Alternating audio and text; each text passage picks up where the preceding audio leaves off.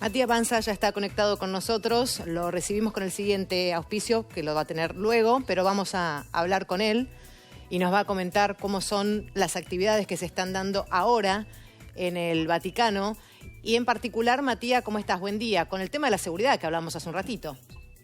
Greta, Sebastián, el placer de saludarlos, de saludar lógicamente a la audiencia. Es un tema clave el de la seguridad para estos días, a diferencia de lo que sucedió en el año 2013, cuando fue electo el Papa Francisco. Han aumentado y ha crecido también mucho la tecnología. Entonces el Vaticano se está preparando para lo que será este cónclave, una Capilla Sixtina que estará blindada, que estará prácticamente cerrada, como ustedes ya saben, en donde los cardenales van a votar para elegir al sucesor del Papa Francisco, pero además va a haber muchos cambios, como los mencionaban ustedes, por ejemplo, con distintos sensores que bloquearán las señales, también con francotiradores que estarán alrededor de lo que es la Capilla Sixtina, otros también materiales que van a estar dentro de la Capilla Sixtina, como por ejemplo el bloqueador en las ventanas para los drones. Obviamente esta tecnología no existía en el año 2013, no existía en otros momentos de la historia. El Vaticano se está preparando, no lo hace solo, lógicamente han pedido ayuda a distintos países, también por ejemplo a la seguridad italiana y lógicamente a empresas privadas que están trabajando a contrarreloj para lo que va a ser finalmente este cónclave que mencionaban el día 7, el miércoles, y lógicamente con varias expectativas que se arman en torno a quién será el Papa número 267 de la historia, compañeros. Ahora, Matías, para ya introducirnos en el tema y explicarlo en cierto modo para las personas que todavía no saben bien de qué se trata este cónclave, ¿en qué consiste el cónclave?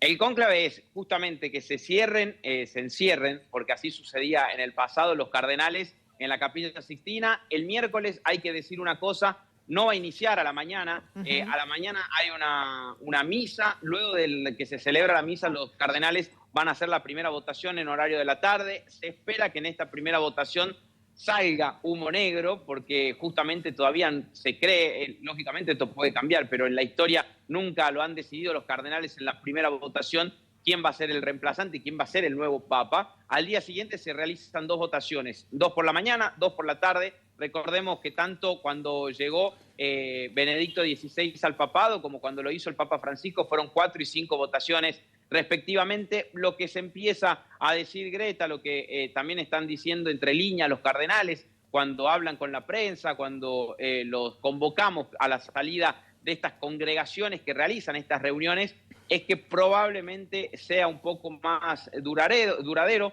justamente por una cuestión de que todavía no hay un perfil que la Iglesia crea, los cardenales en este caso crean, que puede llegar a ser el sucesor. 133 son los cardenales, recordemos que en la historia siempre eran 120, va a haber un cambio justamente que lo introdujo el Papa Francisco de estos 13 cardenales de más respecto a los que votaban en la historia, que son de 71 países, que no todos hablan italiano, entonces hay algunas dinámicas que se van conociendo, que obviamente también se van conversando en las congregaciones para ver justamente cómo se va a dar esta votación. La primera, recordemos, el día miércoles, y seguramente habrá más votaciones en los días posteriores. Con lo cual se necesitarían 86 votos para llegar a los 2/3 y elegir al próximo Papa. Yo conversaba con especialistas en el Vaticano y ellos decían, si el cónclave dura entre 2 y 3 días, probablemente el próximo Papa sea un cardenal muy vinculado a la curia. Si se extiende el cónclave durante más votaciones y más discusiones, probablemente estemos ante un Papa novedoso o que no esté calculado al menos en las especulaciones previas. ¿Qué es lo que se dice allí en Roma, en el Vaticano? ¿Cuál es el run que hay dando vueltas por estas horas?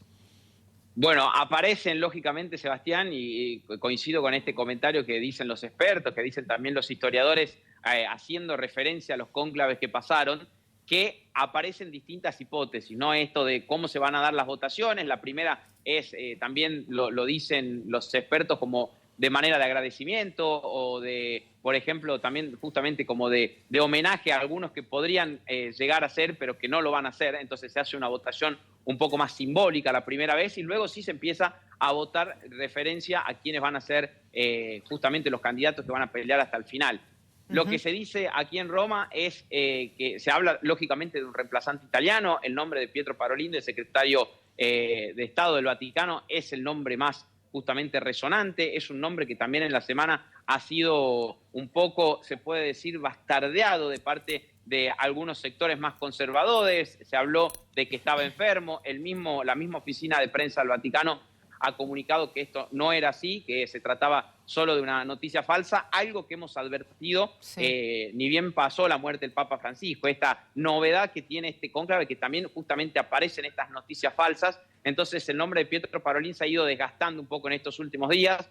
Aparece también el nombre del arzobispo de Boloña, de Zuppi, también aparece Pizzaballa como una tercera fuente italiana, y después, lógicamente, los cardenales que ustedes han seguramente sentido mencionar por la prensa nacional e internacional. Hablamos del cardenal de Singapur, filipino, hablamos también de los cardenales más conservadores, en donde aparece Estados Unidos, aparece un cardenal africano, distintas justamente hipótesis, pero, por ejemplo, en el ala conservadora todavía no hay un nombre que empiece a resonar y que empiece a tomar fuerza, que es justamente lo que están tratando de lograr quienes estaban un poco opuestos a la política que ha tenido el Papa Francisco. Bueno, sin dudas es un lugar, el Vaticano hoy por hoy, muy transitado, con mucha cantidad de personas de toda índole que dan vueltas por ahí, desde la muerte del Papa Francisco, por supuesto. Y justamente la pregunta va orientada un poquito a eso que vos marcabas.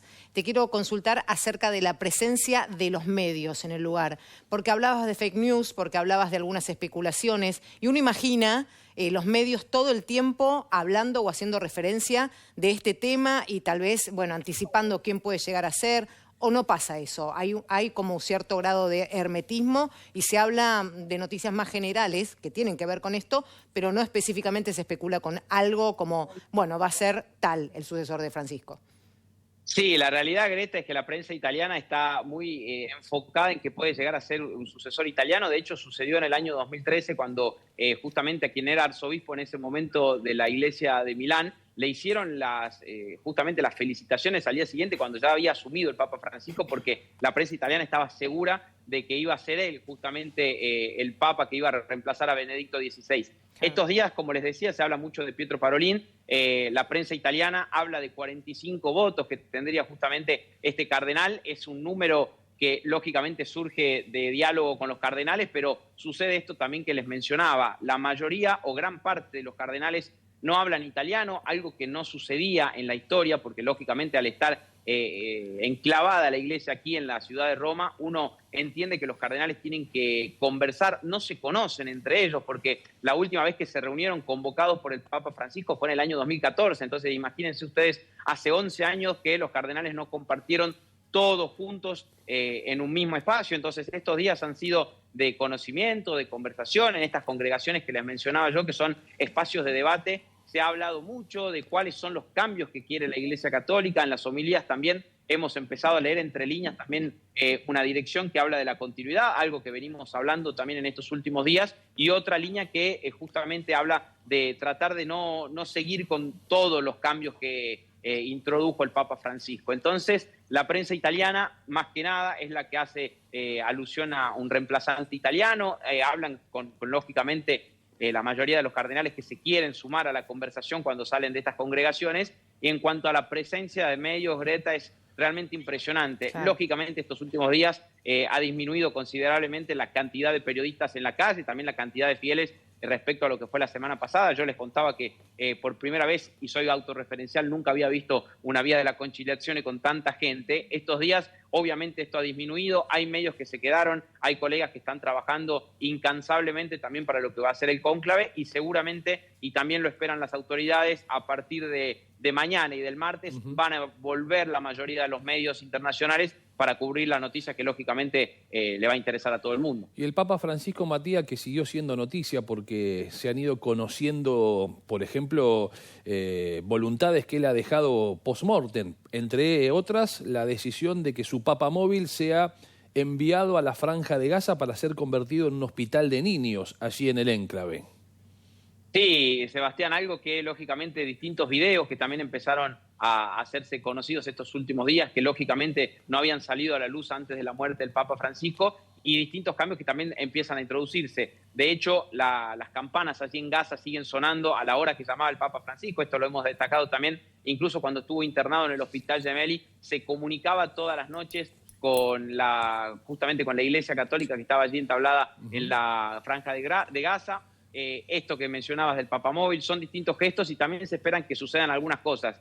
Lógicamente también hay algunas críticas a lo que hizo el Papa Francisco que tiene que ver con lo que va a ser el cónclave, esto que les mencionaba, el cambio de número de cardenales y también justamente la recepción de estos nuevos cardenales dentro de la Iglesia Católica, que por ahí vienen como lo vengo diciendo en estas últimas transmisiones, de países quizás con poca tradición cristiana, con poca tradición católica. Entonces, lógicamente hay un cruce entre lo que son los cardenales de países, por ejemplo, como Togo, que les decía, 71 países representarán estos cardenales, y lógicamente hay también un poco de malestar de parte del ala más conservadora de la Iglesia Católica en estos cambios que introdujo el Papa Francisco y que ya se conocían, pero lógicamente ahora se ven justamente como se ven reflejados porque se tiene que realizar este cónclave. Claro que sí, la disminución histórica de la presencia y de la influencia de la Iglesia Europea, de la Iglesia Católica Europea y sus representantes, será otra de las características del cónclave que empieza el próximo miércoles y que nosotros, Matías, seguiremos muy de cerca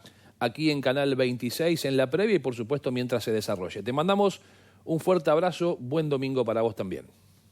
Gracias, compañeros, a ustedes también buen domingo y seguiremos aquí informando lo que suceda en torno a la Iglesia Católica y a la elección del Papa número 267 de la historia. ¿Necesitas alquilar y no tenés garantía? Te ofrecemos una solución rápida y sin trámites complicados. En Mi Alquiler Garantías te damos aprobación en 2 horas, el mejor precio del mercado y financiación a tu medida. Descubrí en nuestro buscador de propiedades todas las opciones que tenemos para vos. En Mi Alquiler Garantías estás a un clic de tu próximo hogar. Mi Alquiler Garantías, tu tiempo vale.